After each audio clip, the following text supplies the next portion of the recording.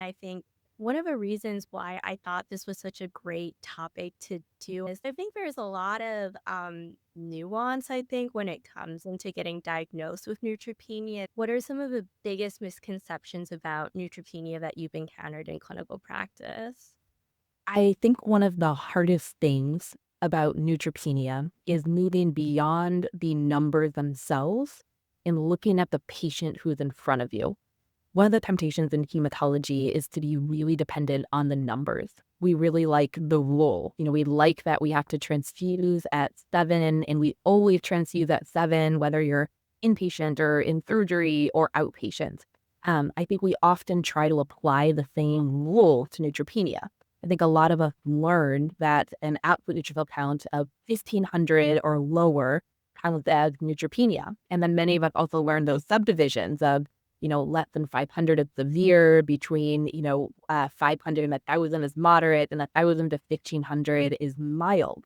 I think that we need to step away from a lot of those rigid definitions and instead first look at the patient in front of us and look at their clinical context and look at the numbers themselves last. So I think that's one of the biggest errors that I see in an approach to neutropenia. And I wish we were patient first and numbers. Well, that's really great. It's actually making me think of I had this one patient actually who was neutropenic when I discharged him, and his neutropenia kept, like, coming down a little bit, but he looked so clinically well, and then, I thought the neutropenia were for, like, antibiotics that I'd started him for CAP treatment, so, honestly, I felt a little bit uncomfortable during that time, but I was like, "Well, I guess I'm not really doing anything, just keeping you here in the hospital, so I think you're, good to go." So it is reassuring for me to hear you say it's, less about the number, more so than it is about the patient. Yeah. And one of the reasons I say that is because the causes of neutropenia can be really different, and it's key to identify that cause. For example, I really started to look into the where did we come up with the number 1,500, and I couldn't find a good answer in all of my research. The best I can find is that in the 1980s, we were trying to figure out how to quantify toxicity from chemotherapy. Back in the 1980s, we were giving some very intense chemotherapy that was totally myeloablative, really big doses, and we were trying to define toxicity in a way that we could all agree with. And that's where that number of 1,500 came from.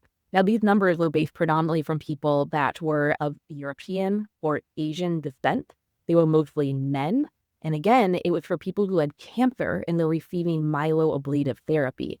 Now, we've taken these numbers and we apply them to things where a bone marrow might be intact. One of my favorite examples is things like autoimmune neutropenia, a pretty rare thing, probably something that you're not seeing that often in primary care or general medicine, but it illustrates the point really well.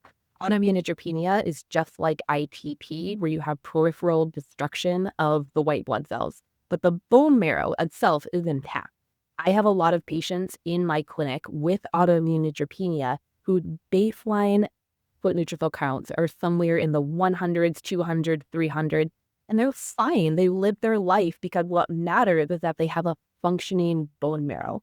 You can apply that to a lot of different concepts as well. So even things like certain antibiotics are a more peripheral destruction of the white blood cells rather than bone marrow suppression. And so that might be a little bit less toxic, the patient, than something that really impacts the bone marrow itself. And so it's important to look at the patient in front of you and figure out what is the cause of the neutropenia? Is my bone marrow intact? Or is there some sort of peripheral destruction? What happens to their cell lines? How progressive is it? And then you can start thinking about things like levels. And I think more importantly, a relative change in the levels rather than an absolute number itself.